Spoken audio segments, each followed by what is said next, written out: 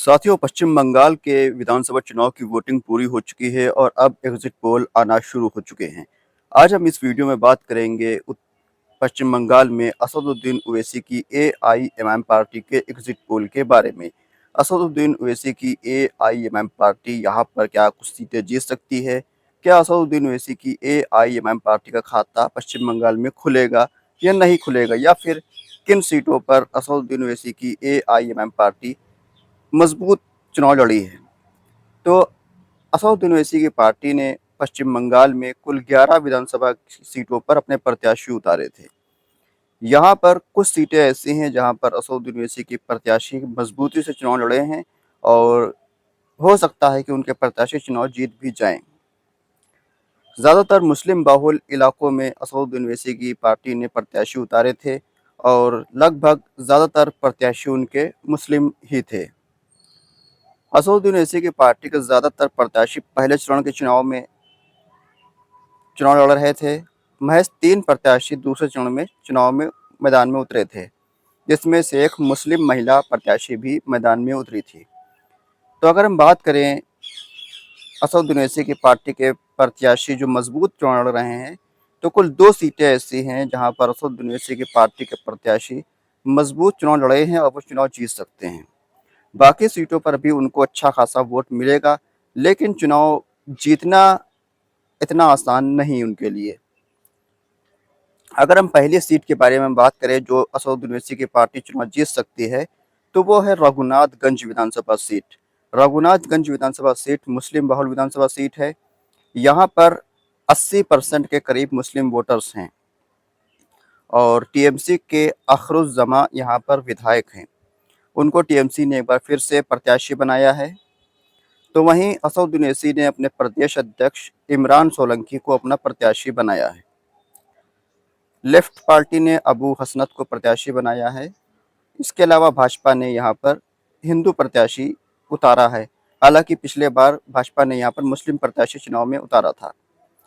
पिछले विधानसभा चुनाव की बात करें तो यहाँ पर अखरुज्जमा टीएमसी के प्रत्याशी थे। उनको 1,26,000 के आसपास वोट मिला था। अब वो चुनाव जीते थे। दूसरे नंबर पर भाजपा के मुस्लिम प्रत्याशी थे। इनको महज 25,000 के आसपास वोट मिला था।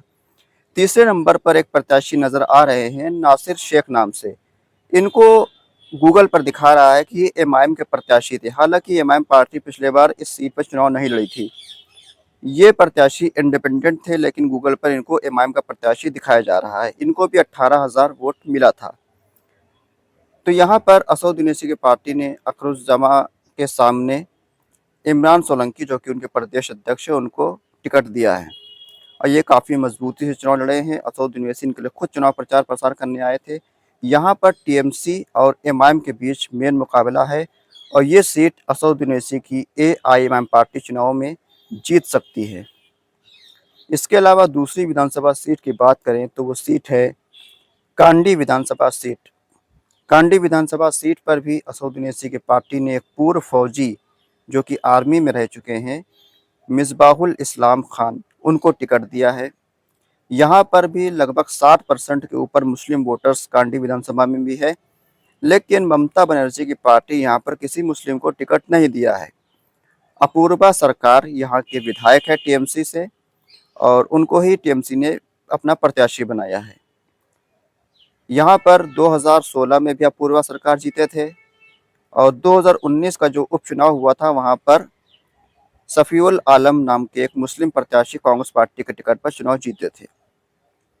2021 में अपूर्वा सरकार टीएमसी के टिकट पर फिर चुनाव जीत गए थे और यहाँ पर भाजपा दूसरे नंबर पर रही थी। तो एमआईएम पार्टी के जो मिसबाहुल इस्लाम हैं, ये इस बार एमआईएम पार्टी के प्रत्याशी हैं और इनकी टक्कर भाजपा टीएमसी के बीच त्रिकोणीय लड़ाई है और यह सीट भी असदुद्दीन ओवैसी के पार्टी में अगर ठीक ठाक वोट मिल गया तो यह सीट भी एमआईएम पार्टी चुनाव में जीत सकती है। हालांकि इस सीट पर कड़ा मुकाबला होगा, त्रिकोणीय मुकाबला होगा भाजपा, टीएमसी और एमआईएम के बीच। कांग्रेस का प्रत्याशी भी ठीक ठाक वोट यहाँ पर पा सकता है। तो ये कुल 2 विधानसभा सीटें हैं जहाँ पर एमआईएम पार्टी मजबूती से चुनाव लड़ी है और यहाँ पर चुनाव जीत सकती है। इसके अलावा बाकी सीटों पर भी एमआईएम पार्टी को अच्छे खासे वोट मिल सकते हैं, हालांकि जीतने की उम्मीद उनकी कम है। जैसा कि सूती विधानसभा सीट पर भी उनके प्रत्याशी अच्छा चुनाव लड़े हैं। इसके अलावा आसनसोल से दानिश अजीज चुनाव जो लड़ रहे हैं वो भी अच्छा चुनाव लड़ रहे हैं, लेकिन जीतने की उम्मीद कम है। इसके अलावा महिला प्रत्याशी जो हैं वो भी अच्छा चुनाव लड़ी हैं। कुछ और प्रत्याशी भी उनके हैं जो कि ठीक ठाक चुनाव लड़े हैं, 10-20-5,000 वोट वो पा सकते हैं। लेकिन ये दो प्रत्याशी जो रघुनाथगंज और दूसरा कांडी विधानसभा सीट, ये दोनों विधानसभा सीट पर सबकी नज़र रहेंगी, क्योंकि असद ओवैसी के प्रत्याशी यहाँ पर मजबूत है और ये वो दोनों सीटें इमाम पार्टी चुनाव में जीत सकती है। तो आप अपनी राय कमेंट बॉक्स में ज़रूर बताएं कि इमाम पार्टी बंगाल में कितनी सीटें जीत सकती है और किन किन विधानसभा सीट पर इमाम पार्टी मजबूत है। खुदा हाफिज़।